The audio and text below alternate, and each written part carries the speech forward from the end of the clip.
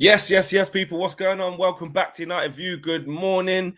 It's Friday, and that means it's press conference day for Ruben Amorim. There's only 2 more days left before we face Ipswich Town at Portman Road for the new game, the first game of the Ruben Amorim era. Shout out to everyone in the chat.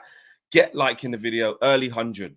Early 100. What's everyone saying in the chat? I want to see who's logged in, who's excited, how everyone's feeling. Today, we're going to be talking about Amorim's squad demands, because there's a piece that Melissa Reddy did, probably to camera actually, because knowing Melissa, she probably didn't write that. I think she probably would have been with Sky, but I'm not sure. But anyway, there's a whole bunch of quotes as to what she's saying. Samuel Luckhurst has done an interesting piece on him as well. There's been some claims about Ahmad and Kobe Mainoo, about where they're at. There's been more talks about the January transfer window. I want to talk about that as well. So much going on about some of the stuff that Ruben Amorim's had to say and some of the things he's doing behind the scenes, with a lot of staff talking about it. Obviously, they want to remain anonymous to protect their identity, all of that stuff. But the whistleblowers are whistleblowing. It's one of those, and it's in a positive way. It's in a positive way. And of course, today, around about 1:30 in person, that press conference will get recorded. And you guys probably won't see it probably till 2 p.m. or we won't see it till about 2 p.m. I believe. But I do know the press is going on at 1:30. Very interesting that he didn't get to do an introductory press. I'll talk about that as well. But so much going on. And as you lot have said just there, I see a few people in the chat. Of course, it's still M4 Fleck. That's what's going on right now. Yeah. Like I said, yeah, this soon, yeah. Gone, yeah. We've got the new stuff. So don't mind me if during the show you see me just flicking tabs to read different pieces of information. You know what I mean? Bring you some stats or just do stuff for no reason. If you see me doing stuff for no reason during this stream just because I can, then don't mind me. Don't bring it up. Just leave me. Just leave me. Everything's fresh. Everything's big, bright and fast. Yeah. So yeah, nobody trouble me when you start seeing me clicking away and changing up tabs and doing up all sorts of kind of craziness. Yeah. Where are we at now with the likes straight away? Can we get a quick 100? We've got a quick 100 straight away. I like that. And we're over 500 people watching in the first couple of minutes. So I already know it's gonna be a big show. Yeah. Joe Blackman says M410 core Fleck 100%. When you're getting graphics, says show. Josh is in the kitchen. Josh is in the kitchen whipping it up, yeah? Don't worry, man. That's soon come. John James says, I can tell Fleck is looking forward to his first presser with Amorim. Oh, I can't wait. I can't wait. I mean, on a personal, obviously, I can't wait like today. Like as a fan, we all can't wait for what he says to later on this afternoon in his first presser. That will be very, very interesting. But on a personal, yeah, I can't wait to be in his first presser for us in terms of the fan media. That will be Bodo Glimt. So Wednesday at Carrington is going to be the first time I get to be in the room with Ruben Amorim, and don't take anything for granted. You don't just expect things.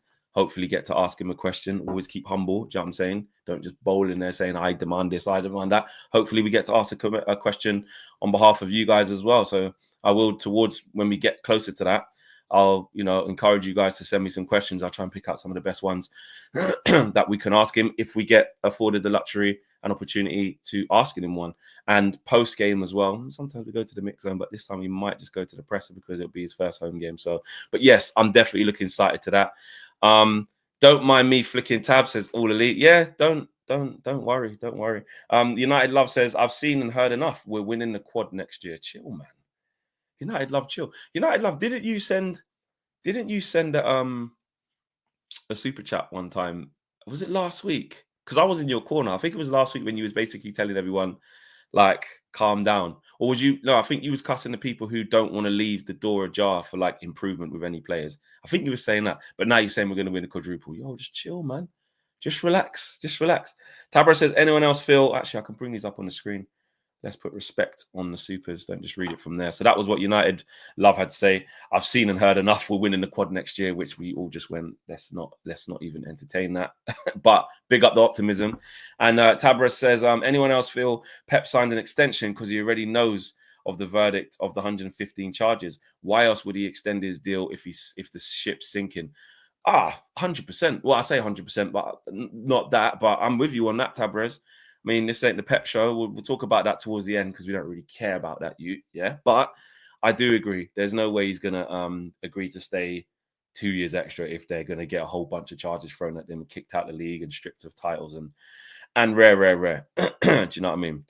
I can't see that.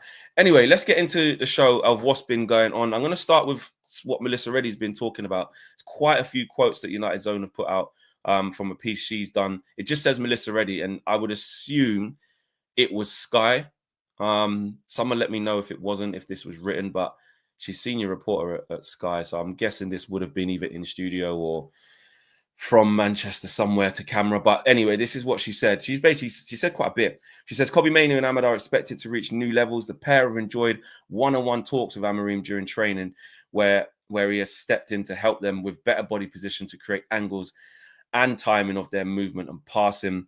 There is a strong belief that most of the squad can adapt to Amorim's blueprint, with one area viewed as potentially needing a solution from the market at left wing back due to the injury issues suffered by both Luke Shaw and Joao Malacia. If we just home in on those two, and I'll do the next bit first. The first bit is the Kobbie and Amad bit.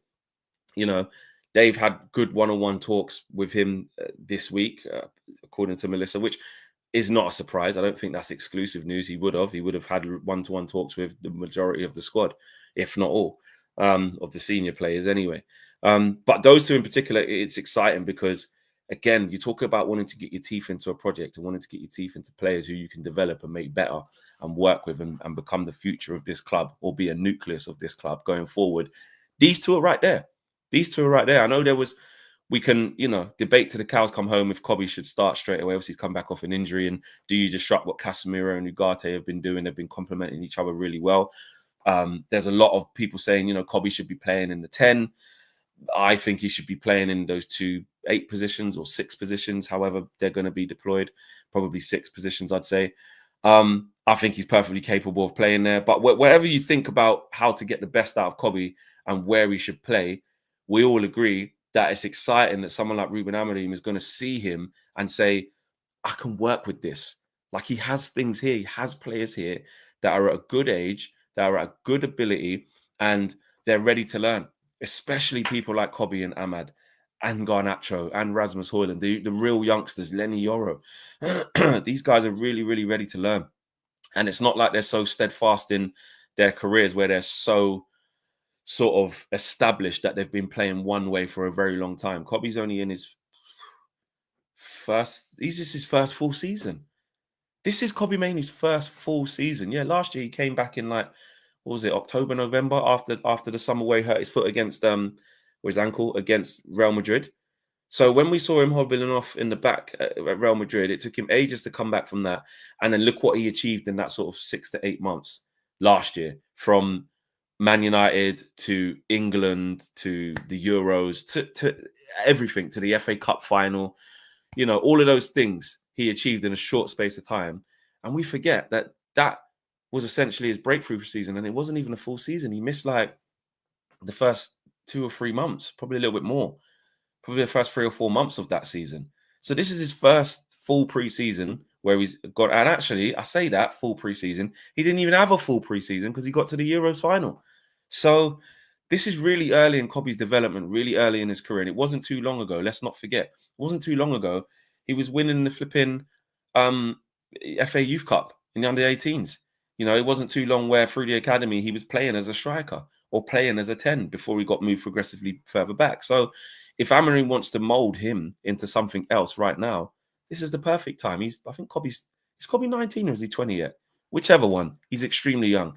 Amad's like, what, 21, 22? Again, Amad hasn't developed such a deep-rooted style that he can't be molded into something else. He's had a bunch of loans where he's been kind of dragged from pillar to post at Rangers and Sunderland, respectively, done really, really well at Sunderland. He's had, let's be honest, a sprinkle/handful of games at senior level for Man United where he's in and out of the team, mainly as a right winger, yes. But again, he's more than capable. And you look at it talent-wise, in terms of how he reads the game and what his IQ is, his football IQ is, no problem with him at all to mix things up and to learn new things. So I'm excited. What are you guys saying? Let me hit up the comments. WJ Barrett says, I'm feeling Tate-ish title charge. Just, I don't know where this is coming from. Like, What I do know is optimism and excitement. And you know what? I'm not here before we've even kicked the ball with Ruben Amorim to be that guy to say, yo, you lot, stop dreaming. Don't dare to dream. I'm not, I don't know, a bit Spursy that, innit? But I know what's theirs to do with whatever, man. But you get my drift, yeah? I ain't trying to basically squash you lot's dreams, but I'm not in that camp. But dream away, WJ Barrett. United Love says, I was telling people to not doubt the players. Leave me to be emotional, Fleck. Nah, I'm realistic. I'm just not one of the people who's given up on the players yet. I'm going to let them try with him. And that was what you said, exactly that. And I was in 100% agreement with you. And like I just said to WJ Barrett, United Love, dream away.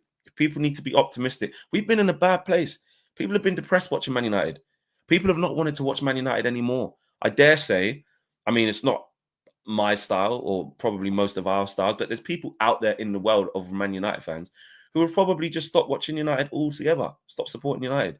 I know you could say that's a fake fan. There's always support your team. I'm not getting into that. What I'm saying is this team has driven fans from different creeds to various lengths of coping mechanisms. Yeah, whether that's I don't watch the games anymore, whether that's I don't watch highlights, whether that I've just completely checked out and I don't watch football because of them, whether it's I don't know, you don't go to games anymore, whatever it is, I won't listen on the radio, whatever it is. I bet there's fans all around the world who have checked out. So if people are now checking back in again or trying to feel happy, who are we to tell them they can't do that? Who are we to tell them they can't do that? So I'm all for that. I'm not on it, but I'm all for people doing it. PS says telling you about flicking tabs on live stream while I've got 30 tabs open on my tab and trying to find a UV stream where Flex is talking. Big up UV fam. Yeah, PS. I don't know what computer you got, yeah, or what machine I drive, yeah. But I don't know. Can your computer handle them 30 tabs? Is it just you couldn't find me, or is it moving all laggy? Because I don't really have that problem with all the lag and all that. Like it's all quite smooth, you know what I mean? Just gonna slide into just having a drink of water right now. Leave the machine to just, you know what I mean, be on. Wireless mouse. Should I just move it? Should I just move it here, or should I just keep it down there? Or should I do the keyboard? I'm not sure. Should I just might just put it this way, or I'll leave I'll leave it here. Yeah, I told you that I'm gonna be unbearable because you lot cussing me for so long. And now you can't cuss me anymore. Not just the super chats, but let's get into some of the chats here as well. Toby says, does anybody else agree with this? The players now have nowhere to hide. Throw the manager under the bus. This is now an Ineos operation, and all the principles are in place. Players will now be scrutinized. Yeah, I think so. Toby. I think that's fair to agree with that. There is nowhere to hide because this is Ineos.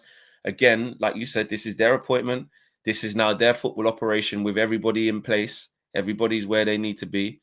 And yeah, everyone, there is nowhere to hide. So I agree with that. If you're not playing well or you don't fit the system, you're going to be exposed as a player. You're going to be exposed. You really, really are. So I would agree with that. 30 tabs is a crime, says Byron. CH says, welcome to the 21st century, Fleck. 100%. Joe Blackman says, Flex is gas. I'm going to respond to that message as well because Rich shouted me. I need to respond to that message. So big up to you, bro. S. Matthew says he's loving it. And then there's the hater. Unbelievable, Jeff says, wait for the Wi-Fi to drop. No, brother. Wi-Fi. I'm saying Wi-Fi. We deal with Ethernet, bro. Am I even saying that right? Ethernet, built into the battery pack, built into the power. Yeah, we got the upgrade, extra, whatever it was, 30 or 50 pound, whatever it is. Yeah, the upgrade for the extra connection for the fast wired connection. Yeah, not plugging in the USB-C hub and wiring it into that. We got the thing built in. Yeah, so when you're saying waiting for the Wi-Fi to drop, not happening, he says, touch wood. Shout out my internet provider. I like you lot. Don't mess me up. 1K watching. Can we get to 500 likes ASAP? Says Joe Blackman. Where we at? We're at 220 and we got over 1100 watching and rising. So this is a big show. That tells us it's a big show. Why we have this little momentary pause. Let's do that. Come on. Let's get to 500 likes, peeps. Joe Blackman's right. Let's do that. We're at 221. There's no reason why we can't get to 500. Absolutely no reason. Let's do that while we carry on the show. Melissa Reddy, back to what she was saying. So that's the first one with Kobbie and Ahmad. The second bit was that there is a strong belief that most of the squad can adapt to his blueprint. But she goes on to basically say that the only key area at this stage that's been identified as needing sort of major surgery or immediate attention is that left wing back situation. We know that from the past week or so with various reports of us trying to get the left wing back situation sorted. And it's true with the injury suffered to Luke Shaw and Malacia, we're not going to be able to place that level of intensity upon them. And especially Luke Shaw. I think Malacia, yes, in and out, that's going to be his position. But asking him to do it consistently at this stage of his comeback and his return to playing football is not going to be sustainable. Mazraoui will probably play there or handle the load with him and Malacia. Will probably play there, but he's a competent footballer. Listen, he's been really, really good. Mazraoui has. But if we're looking for specialists and if we're buying into what we read about Ruben Amorim is that he wants a left-footed left wing back and vice versa, or just the intensity, that real speed and drive down that side. I don't think that's hit Mazraoui's natural. He can play there because he can play across the back line across all different types of fullback. He can do a job there, but I think we're going to need specialists. I think we're going to need really intense players there. So it's no surprise that, Luke Shaw and Malacia aren't deemed as sort of durable enough or able to carry that load. So that makes perfect sense. She goes on to say, Ruben Amorim has used the international break to assess those not with their national teams at Carrington, but also analyze footage from the season to correct weaknesses. You expect that. He needs to find out basically why we've been so shit and what's been going wrong. She also says that Ruben Amorim has demanded more intensity, speed and dynamic thinking through his training sessions. He wants to shorten the recovery times when the ball is lost and improve the link between physical conditioning and mental sharpness to eradicate the capitulations the team has been accustomed to. Smart words, you can imagine that. Amorim intends to focus on improvement on the training pitches rather than an exuberant transfer spend in his objective of restoring Manchester United to its former glories. Again, that's kind of news we knew already in terms of he has to get the best out of what he's got. Rob Dawson sort of went with that earlier during the week, didn't he, about the transfer budget not going to be anywhere near the 600 million over what? 2 summers with Erik ten Hag. That's just not going to happen. Or 3 summers, should I say. Is it 3 summers? Yeah, we got into the first season. He has spent this week implementing his principles of play and breaking down the idea of the team he expects United to be in terms of characters and identity, rather than pushing for fresh recruitment in the January window. But I do still think that there will be something going on in terms of that wing back. If we can get that, then I'm sure we will try. There was one bit about he was basically talking about the fact that he's not so caught up on the 3-4-3 and it's mainly the players. I want to get that bit. Where's that bit gone? Weakness, both absorb requirements. That was a good little piece. I just want to find that bit and read that out. It's demanding more intensity, strong belief. Read that one. It's not there. I can't find it right now. But basically, she went on to say, right, that he's not as Amorim's not as focused on this 3-4-3 of like, you know what?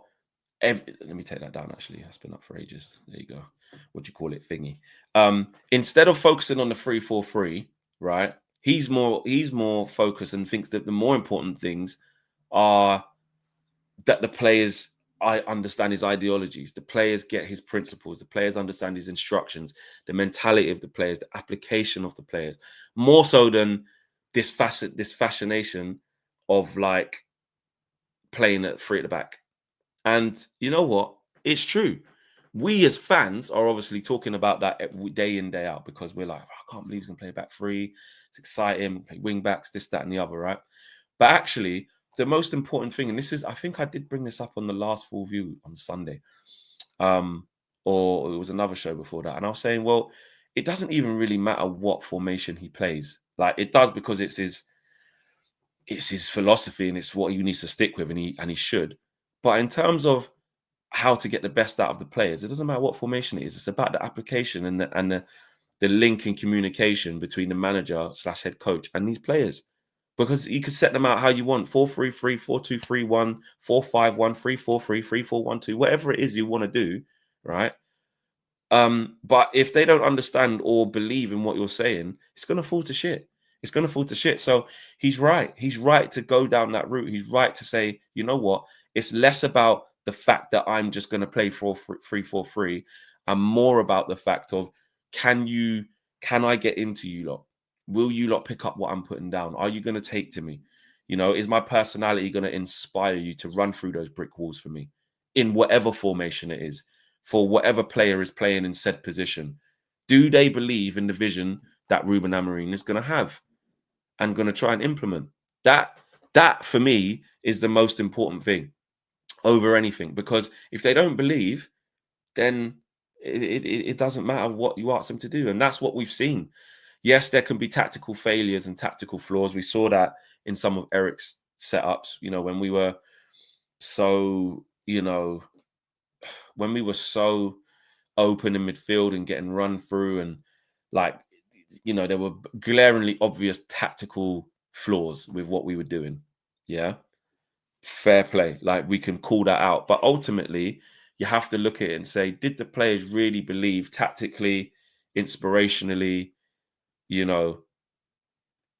training wise, psychologically, did they believe in what Eric Ten Hag was doing? Did he inspire them? The same with Ollie. The smiles and the upbeat way of life, and the hugs and stuff like that, and the energy and the vibes, it runs out. It's not enough. It's not enough. You have to find a way to keep them engaged. You have to find a way to keep these players buying into you. And if he's demanding intensity, which he is, that is one thing where players have to really believe, because basically what we're asking is for this lot to go from being very passive, very slow, moving the ball quite slow, not quick to get back into positions and sprint back and recover the ball back quickly. We're asking for almost a polar opposite. There's only a few in there that we know that we can say, work with a high intensity. Ugarte is one. Bruno works with intensity. He's not the fastest player going, but he runs his ass off and leaves nothing on the pitch. Ahmad works hard. Garnacho works hard. Mazraoui works hard. Dalot can flutter in and out of that depending on how well he's playing. I'd say that, depending on how well he's playing, but he has the ability to play with intensity. Mason Mount, we haven't seen it in a red shirt because he's been injured, but he can play with intensity. And Kobbie Mainoo isn't known for his running around and intensity. Neither is Casemiro, neither is Eriksen. But again, in the setup, these Erasmus, he could play with intensity. Not so much. He can play with intensity, but not the quality we haven't really seen from Erasmus. We've struggled with that. But he can up the intensity. So what my point is that we have to convince all these guys to be at it 100% of the time for this to work. And that's the fact of it. And if it doesn't, and you get cracks in different chinks in the armors, like what De Ligt was saying on the last international break, I think he was saying, I've played in different formations. I've played with 3 at the back. I've played with 4. It doesn't matter what it is. If everybody's not together and everybody doesn't move as a team, and one person goes and does their own thing and presses when they're not meant to press, or doesn't press when they're supposed to press, etc., the whole thing falls down. The whole things fall down. Telling you about flicking tabs on live stream. Oh no, I've done that one already. Ali says it's not a back 5 though. And what about Garnacho then? No, that's what I said. The back 3 then. That's fine. Back 3 with wingers. But when you say what about Garnacho then, you mean where is he going to play?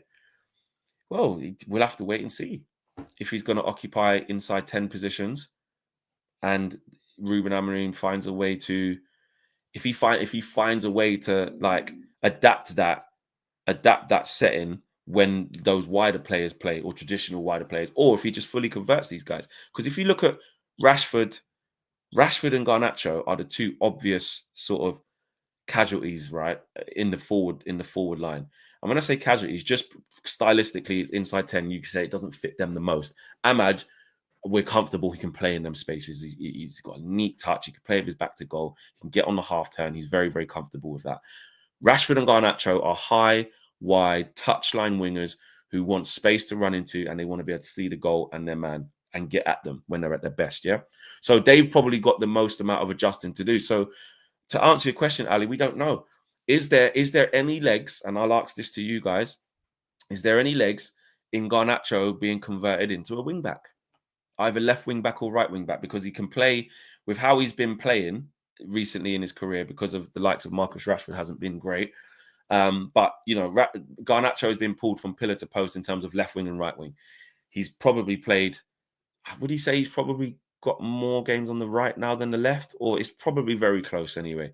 My point is that actually up to recently he'd been on the left and Rashford's been out on the right, which didn't really work. But, you know, he can play both. So is there any legs in him becoming a left or right wing back? Or do you see him being molded into somebody in them forward, in them inside 10 positions, and he can learn that? Garnacho scores more off the left. Yes, he does. He should hold bench. He's not that good, says Sosa. Ruben in an interview with Gary Neville. Oh, he's done on Gary Neville. Oh, for Sky, that will be in it. That was Sky. Is there quotes out from that? Let's have a look. Is there quotes? Do we have quotes?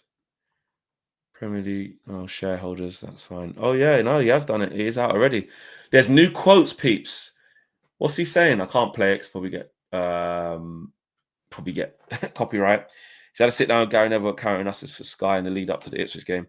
I had already had a conversation with clubs, so it was normal, but I felt at the time that it was my place, that it was the right club for the right time for me. It was difficult to leave Sporting, but I had to do it.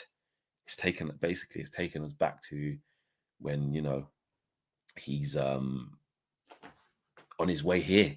Do you know what I mean? So I was happy. Actually, let me go. Oh, let's get rid of that conversation with clubs, because they only put a little bit of what he said. So it was quite normal. I'm acting like I'm translating Portuguese, but I'm not. At the time, I felt that this is my place. I think it was the right club in the right moment for me. It was very tough to leave Sporting, because in the middle of the season, you can say everything. It's Manchester United. It's everything. It's the moment. It's the club that I want.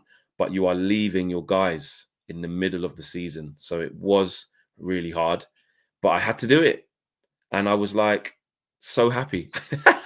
The way I've done this, of course, you can see it in every interaction that I have.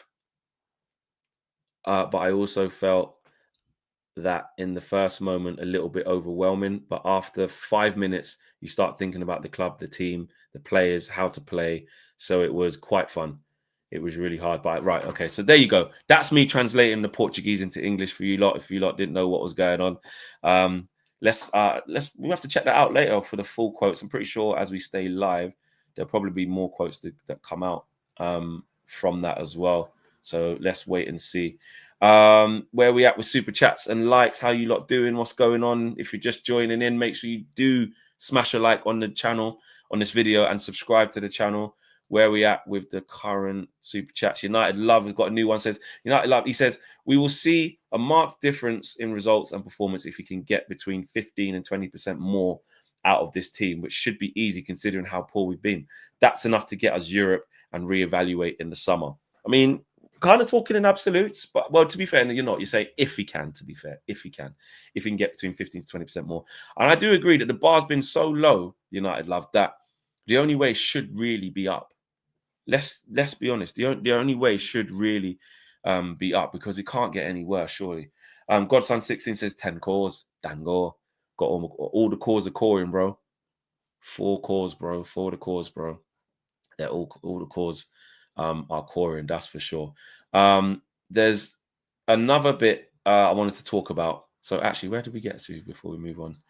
We're at 300 guys. We're at basically 400 likes.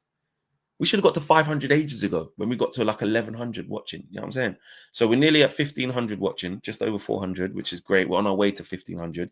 Let's get that 500 in the bag. Let's do that. Let's take a little momentary pause. Let's do that. Let's take a little momentary pause. Joe Blackman says, if you're still watching, you must be enjoying the content. Drop a like. It's free. and it helps the channel a lot as well. Let's get to 500 likes, guys, says Jeremy. Big up to you. And Gattuso says, flexible, how are you? I'm good. I'm very good. I'm looking forward to seeing the academy start taking over in the next 3 seasons, says United Canadians. Yeah, I mean, you look at some of the players we've been investing into, some of the players that are already there, and the importance of not only our academy, but the importance that Ruben Amorim places on developing young players. It is going to be interesting to see that. Oba says we need to bear in mind that the lineup for Ipswich won't be the same one for Arsenal. It's going to be shaky as he's learning about the players. That's very don't respond to that name. Why did I do a madness? What name? Did I get done? Jeremy. United. Oh, the name of flexible. All right, okay, cool. I get you. Noted. I know you lot are not on that. Cool. I hear you. But it depends what content you let me just leave it. It's too early. But who said that though? That was a really good point.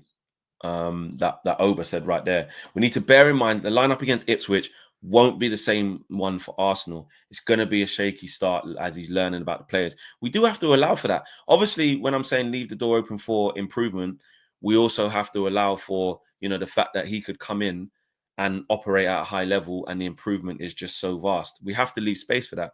But also, we do have to be realistic.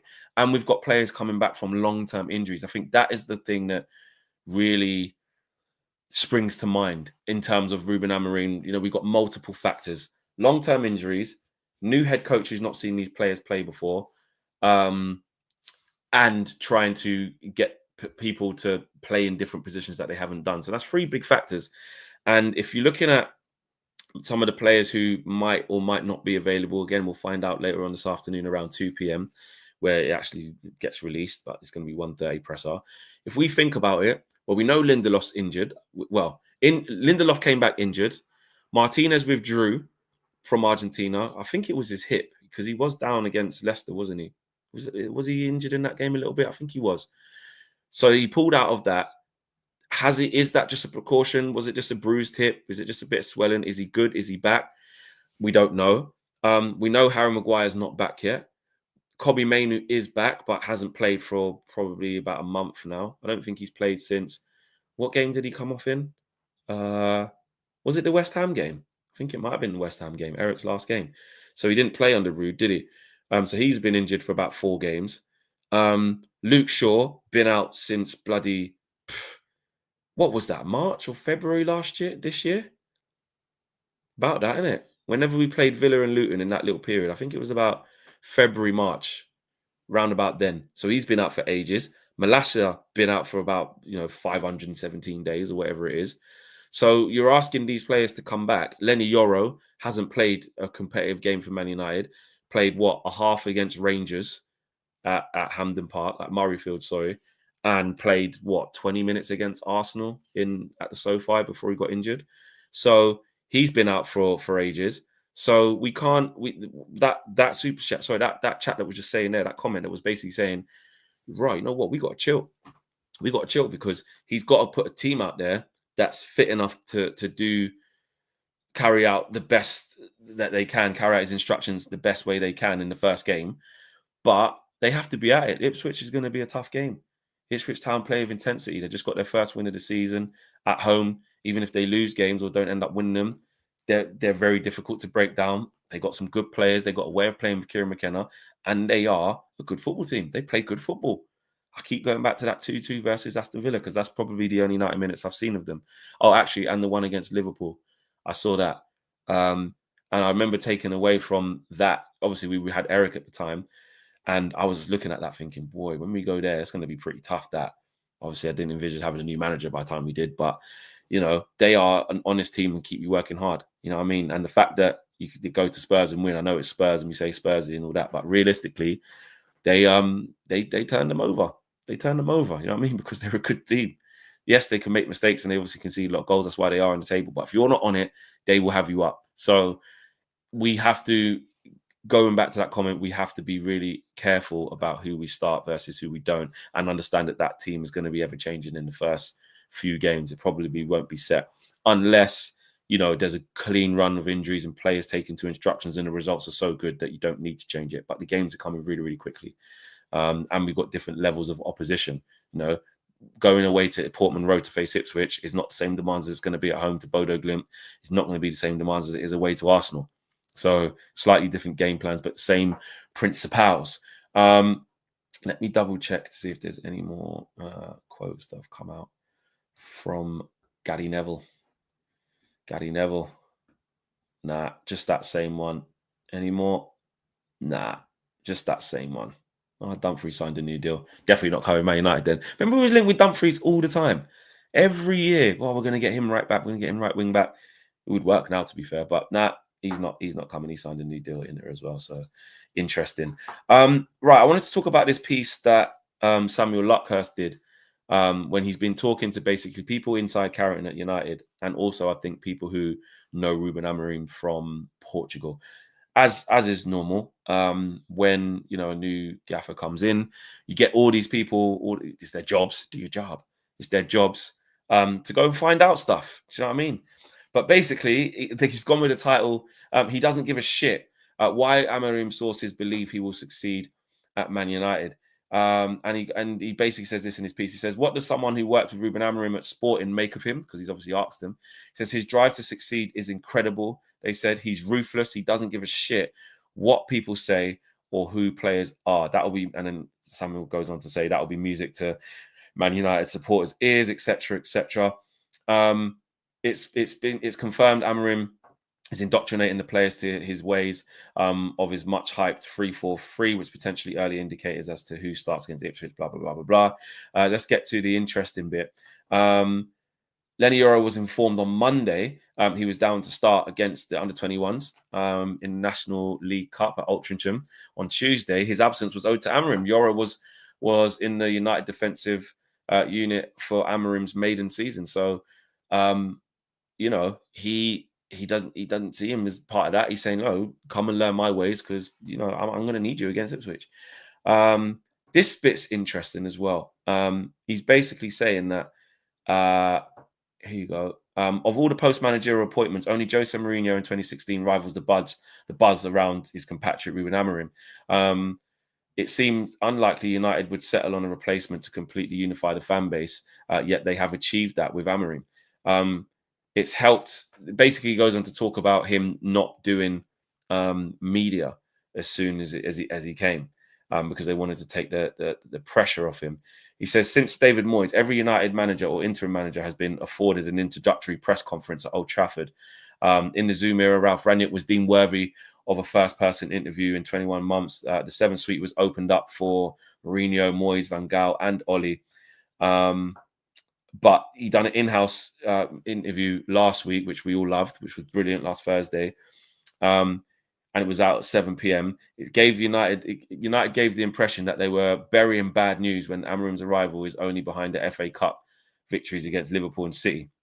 Club sources say Amorim was deliberately held back to allow him to settle into his new routine rather than subject him to 2 pressers before his first match in charge.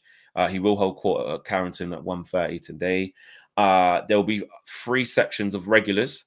The Sunday newspaper journalist and guest from Portugal. The upper floor of the Jimmy Murphy Centre is not vast, and the event has already been billed as a probable circus by a staff member. Samuel's got to get those little jabs in there. But the key questions will eventually be asked in the bum fight. Pause. Pre-match. Pre-match press conferences usually last 15 minutes, but an audience with Amorim will warrant at least double that. What the point is that he's saying, you know, a couple of people who have worked with him said he don't give a shit who you are, what player you are, what name you are.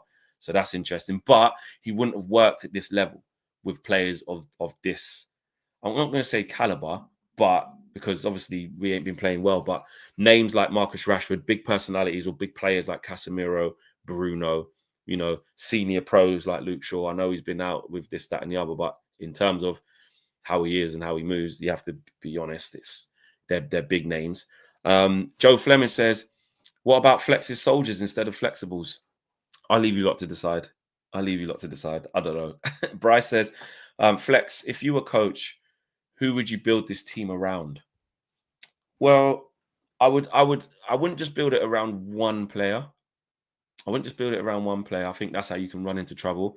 I think if you're a good coach, you can identify a core set of players and go around that and say, well, these are the players who need to be involved. So from back to front, I would say Yoro, Kobe Mainu, and Ahmad. I would say, I know that's easy because they're young and they're not the flavor of the month, but I would keep them central to what we're trying to do. Definitely Garnacho in terms of being involved and being in the squad. Not necessarily the team has to be built around him, i.e., he needs to be starting every single game, this, that, and the other. But I definitely see Mainu and Yoro, even though I haven't seen Yoro in the United shirt, with what I've read about him and seen some of the performances at Lille and how he's talked about, it seems like he's going to be that player. We have to wait and see. But with what's been put out there, it seems like he's that guy. I think in terms of this system, it's less about building a team around him, but in terms of the importance of this system and this head coach, Amorim, you have to look at Ugarte. You have to look at Ugarte because that's his guy. That's who knows how to play the system. That's who's going to be one less player that Amorim's going to have to get his teeth into to help understand what he's doing. So, yeah, I would say those three. Nem Green says, Wagwan for Kizzy, big up UV. Get the likes up, people. Max points from the next 7 games, celebrating our family clothing brand, DSG, as well. Is that actually true? As in you do have a family clothing brand, DSG? If you do, shout out Nem Green. Go check it out. Drop a link there, bro. Drop a link in the chat where people or a website, or let people know where they can go find it. You know what I mean? Shout out to you, Nem Green. What's everyone saying in the chat? You lot, the Flexperts. The Flexperts is all right. It's got a little bit of a ring to it. That question though from not Nem Green, the question from Bryce, where he's basically saying, who would you build a team around? I'm going to extend that out to you guys. Who would you lot build a team around? Who's very DSG wear people? All right, check that out. There you go. Let's send a shout out there to Nem Green. Check that out. Who are you lot trying to build this team around? What are the players that you're looking at saying, you know what, we could do with him, we could do with him, we could do with him, and the team to be built around? Aria says, build around philosophy, not around players. And that's exactly that. That's why I'm saying I'm reluctant to build around one said player. It more has to be around what we're trying to do, philosophy. I do like that. All Elite likes that. Build around philosophy. I like that. Build it around the coach, says Manish. I think a lot of people are saying that. Tabarez does have a few players, though. Says Ahmad, Kobe, and Chido. I mean, Chido, yeah, we don't know how good he's going to turn out to be, but it's an interesting one. Build a team around the coach. Steffi says no one. Build around Amorim. Tell you what, you build a team around no one. Everyone has to work. So there's the answer, bro. From Bryce, that was the question. Who would you build the team around? The community has spoken. They're saying no one. Let the manager build the team around the manager, says John James. I hear that. Obviously, there's certain players who we would like as fans to be part of it. But yeah, Flextremist. That's a good one as well. So yeah, interesting from Samuel Luckhurst as well.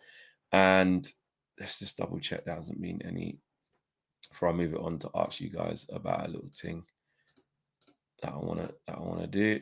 Let's see what I go on. Oh, that's annoying. That's not supposed to have happened. There you go. What do you call it? What is this? I haven't even looked at what Ornstein's saying. Does this matter to us? Premier League APT changes approved shareholders meeting. At the Premier League shareholders meeting today, clubs approved changes to the league's associated party transaction. The amendments to the rules address the findings of an arbitration tribunal following a legal challenge by Man City to the APT system. What's happening? What does this mean? The Premier League has conducted a detailed consultation with clubs informed by multiple opinions from expert independent leading counsel to draft rule changes that address amendments required to the system.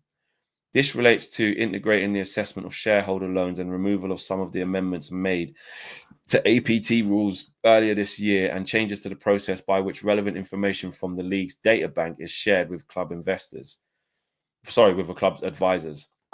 The purpose of the APT rules is to ensure clubs are not able to benefit from commercial deals or reductions in costs that are not at fair market value by virtue of relationships with associated parties.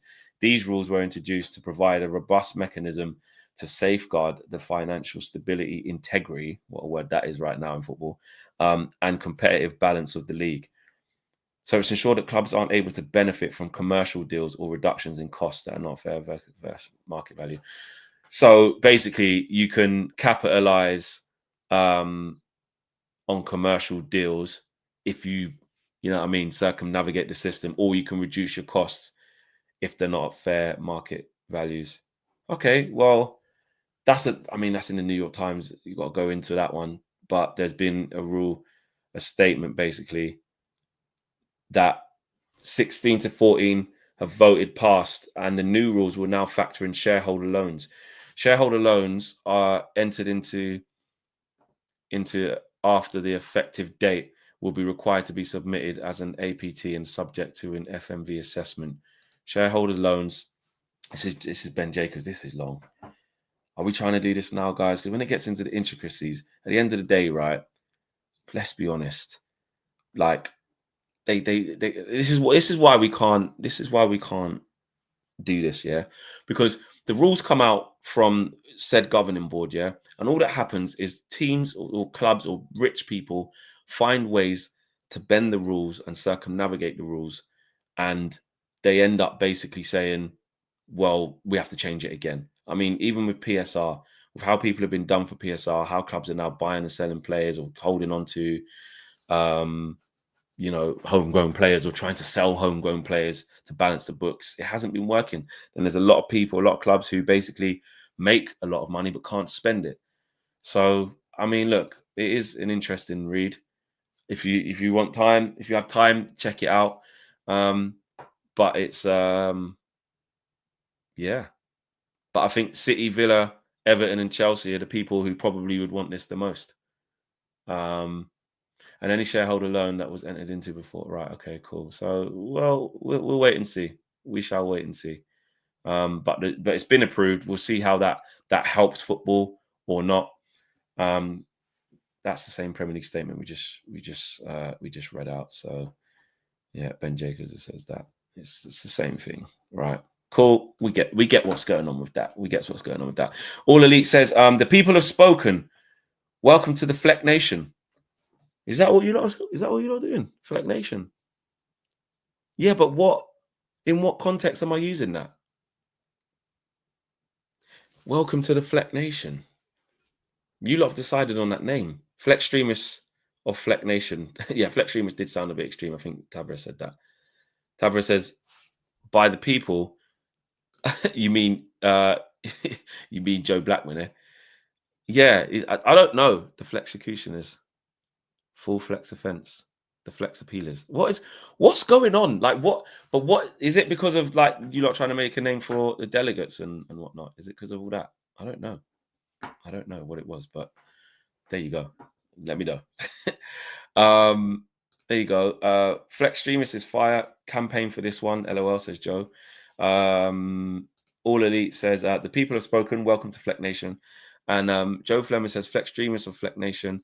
And Tabrez, like I just said, yeah, he said that. I just don't understand when I'm supposed to use that. I don't get it.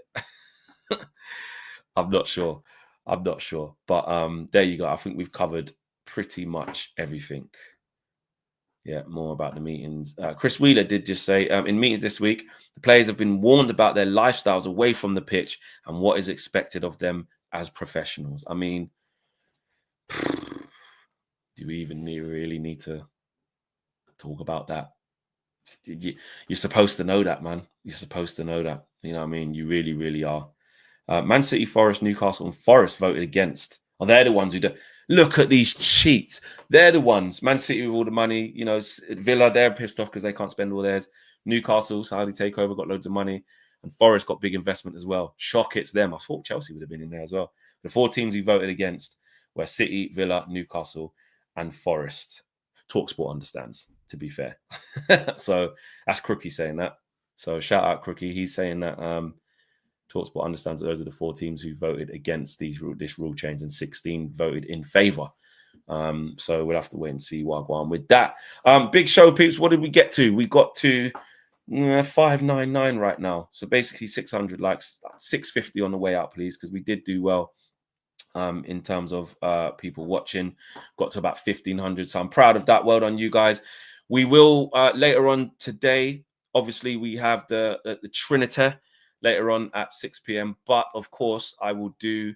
There will be a reaction to what Ruben Amorim says in his first presser, which I'm looking forward to. He has got to, well, not has to, but you just know he's gonna nail it. He's gonna get it right. He's gonna get it right. So smash a like on this stream. See you again later on. I'll probably see you twice again later on. It's a busy day today. Ruben Amorim's first press conference, Trinity coming up as well. And to be fair, there'll probably be an extended reaction. You know what KG's like? There'll be an extended reaction to the Trinity because at the Trinity to Ruben Amorim's first presser because KG's going to be excited. Do you know what I mean? So yeah, shout out people. We're gone. Take care. Peace.